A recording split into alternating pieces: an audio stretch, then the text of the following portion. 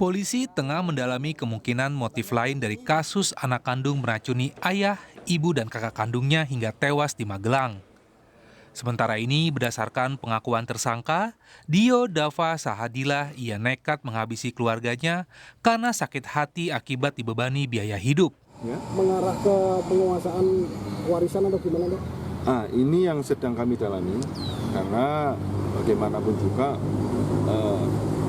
motif-motif lain itu pasti ada, ya. Motif-motif lain itu pasti ada. Tidak hanya satu. Namun yang ada saat ini adalah sakit hati. Ini sedang kami dalami. Ya. Tersangka Dio 2 kali berusaha menghabisi keluarganya dengan racun. Yang pertama, menggunakan racun arsenik yang dimasukkan ke dalam minuman dawet namun gagal. Upayanya baru berhasil setelah tersangka menggunakan racun sianida yang dimasukkan ke minuman teh dan kopi yang dikonsumsi ketiga korban. Untuk kepastian lanjutnya memang menunggu dari pemeriksaan jaringan ya histopatologi dari organ-organ lain, tapi sepertinya dari laboratorium forensik memang hanya positif sianida aja di lambung yang pasti. Kalau sebelumnya katanya dia menggunakan arsenik, tapi kan tidak meninggal, maka dicoba lagi dia mencari untuk beratnya berapa gram, disesuaikan berat badan sehingga dia membeli sianida. Tersangka Dio Dava Sahadilah kini harus mempertanggungjawabkan perbuatannya membunuh keluarganya sendiri. Ia diancam pasal pembunuhan berencana yang hukumannya mati atau penjara seumur hidup. Agung Bayuwaji, Kompas TV Magelang, Jawa Tengah. Keluarga tewas diracun oleh anak dengan sianida dengan alasan sakit hati atau justru ada motif lainnya. Kita akan kupas bersama psikolog klinis Liza Marieli Japri yang sudah bergabung lewat sambungan virtual. Selamat petang Mbak Liza. Halo, selamat sore Mas. Baik, Mbak Liza, apakah betul hanya karena beban dari keluarga pelaku bisa sampai tega seperti itu? Kalau buat saya, karena saya tidak ketemu dengan pelaku, tidak terlibat dalam kasus ini juga, dan ya mengenal keluarga secara langsung ya, saya hanya akan bisa menganalisa dari sudut psikolog ya. Kalau menurut saya sih sebenarnya mungkin ada banyak faktor lain yang terlibat. Misalnya faktor kepribadiannya, apakah kemudian ada dendam atau marah yang mengkukul-kukul sehingga kemudian meledak sampai pada titik ini. Jadi hampir jarang ada satu kasus psikologis yang hanya single factor gitu.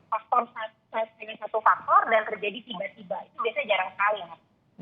Biasanya faktornya apa saja sih Mbak Liza kalau sampai pelaku ini nekat berbuat seperti itu pada orang terdekat, keluarga sendiri?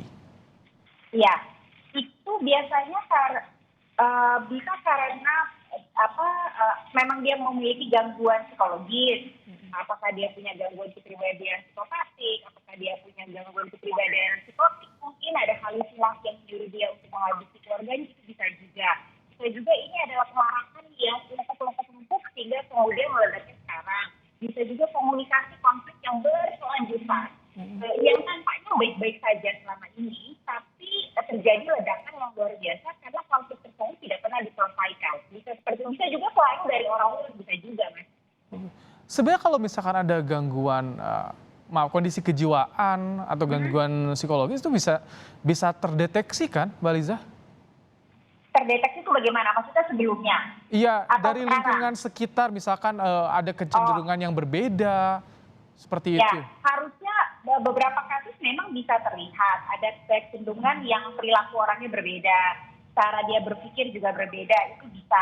Tapi kadang-kadang ada yang berfungsi dengan sangat baik sehingga tidak terlihat, yang kita sebut sebagai cover. Jadi tertutup tuh, cover disorder, gangguannya tertutup, nggak terlihat. Dia tampak masih bisa berfungsi dengan baik, dia tampak bersosialisasi juga dengan baik-baik saja, tapi ternyata mungkin misal menampung kemarahan luar biasa di dalam. Ada yang namanya agresivitas terselubung. Jadi tertutup di dalam dan kemudian numpuk-numpuk ketika airnya meledak, ya ibaratnya kayak gas meledak itu sudah nggak karu-karuan bentuknya. Itu bisa juga. Kalau tadi kan kata keterangan dari asisten rumah tangga keluarga korban ini, ketika setelah kejadian sempat menelpon ART-nya meminta Ya. pertolongan untuk segera datang, bahkan tampaknya tenang ya untuk meminta pertolongan. Itu bagaimana kalau kondisinya Oleh seperti karena itu? maka itu yang saya bilang, apa jangan-jangan dia punya gangguan kepribadian psikopatik, gangguan kepribadian psikopat. Pasti kan memang dia sama sekali tidak ada guilty feeling dalam melakukan hal yang mungkin buat orang lain kelihatannya dan terdengarnya, tapi kita dengan sangat tenangnya.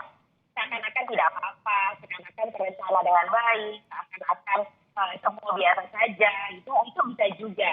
Atau mungkin memang ada arahan yang menyebabkan dia melakukan seperti itu. Dia mudah sekali dipengaruhi sehingga tinggal nurut aja arahan orang lain seperti apa. Itu bisa juga. Itu masuk gangguan kejiwaan atau bukan, Mbak Lisa? Karena kan kalau kita bicara dengan persoalan hukum, bagaimana soal gangguan kejiwaan ini? Yang mana yang gangguan kejiwaan? Iya, kalau misalkan tadi seperti yang Anda jabarkan tadi, apakah itu bisa masuk ke gangguan kejiwaan? Bisa dihukum atau tidak? Ya, kalau gangguan kepribadian psikotik, gangguan kepribadian psikopatik itu jelas masuk kepada gangguan psikologis, gangguan kejiwaan. Nah, cuman kan ini harus didalami lebih lanjut ya. Ada asesmen psikologis tertentu yang harus dilakukan secara intensif, secara terus-menerus untuk membuktikan bahwa pada saat dia melakukan itu, memang si pelaku sedang mengalami gangguan psikologi. Dia dengan sadar membeli racunnya lewat e-commerce, uangnya diminta dari orang tua katanya. Jadi memang pelaku ini sadar akan perbuatannya kalau menurut yang Anda baca, Mbak Lisa? Ya, kita harus membedakan antara sadar dalam tanda kutip orang normal dengan sadar orang yang memiliki gangguan kejiwaan. Buat dia, buat kita kayaknya ini sadar nggak jelas, maksudnya jahat banget sadarnya. Tapi buat dia ini sadar yang harus dilakukan. Karena mungkin misal kalau gangguan psikotik ada halusinasi yang menyuruh dia untuk melakukan hal tersebut. Bisa karena perintah Tuhan, bisa karena mungkin halusinasi dia bisa jadi menguasai harta benda keluarga. Jadi dia melakukan itu dengan penuh kesadaran dalam kapasitas orang yang terganggu kejiwaannya. Baik, jadi artinya jika pelaku ini hanya dengan dibebani oleh keluarganya, itu bisa jadi tidak mungkin. Kayaknya ada motif-motif lainnya kalau menurut Anda, Mbak Lisa. Betul. Karena buat saya kayaknya di luar sana ada banyak sekali kasus-kasus orang merasa terbebani ya. Tapi kan nggak semua mampu melakukan pembunuhan. Nggak semua sampai pada titik akhirnya membunuh orang yang dia rasa membebani dirinya kan enggak. Jadi kenapa bisa sampai pada titik itu? Banyak sekali faktor psikologis yang bisa terlibat, Mas Ibrahim. Jadi kondisi psikologis seperti apa sih ketika ada orang yang merasa dibebani dan ia bisa nekat seperti itu? Bahkan ke orang terdekatnya, Mbak Lisa. Yang pasti adalah ada kecenderungan kepribadian psikopatik, itu sudah jelas, psikopat lah intinya. Kemudian ada kecenderungan mungkin juga gangguan psikotik yang tadi saya bilang tuh Mas, ada halusinasi kah, ada delusi yang nggak tepat, yang tidak benar. Kemudian mungkin juga ada gangguan-gangguan kepribadian lain, depresi pun bisa sebenarnya. Gak semua penderita gangguan depresi bisa melakukan ini, tapi ketika dia sampai pada titik merasa segitu frustasinya, segitu tidak berdayanya, itu bisa saja secara impulsif akhirnya melakukan tindakan seperti ini.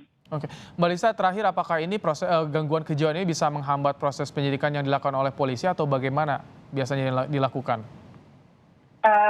Kalau itu menurut saya kebijakan dari kepolisian ya, tapi sudah jelas kalau misalnya memang kita mau mendapatkan jawaban yang lebih tepat, lebih gambaran yang lebih jelas, sepertinya asesmen psikologis menyeluruh harus dilakukan.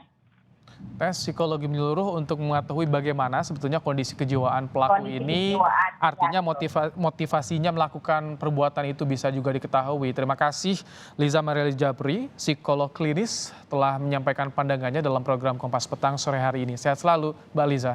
Terima kasih.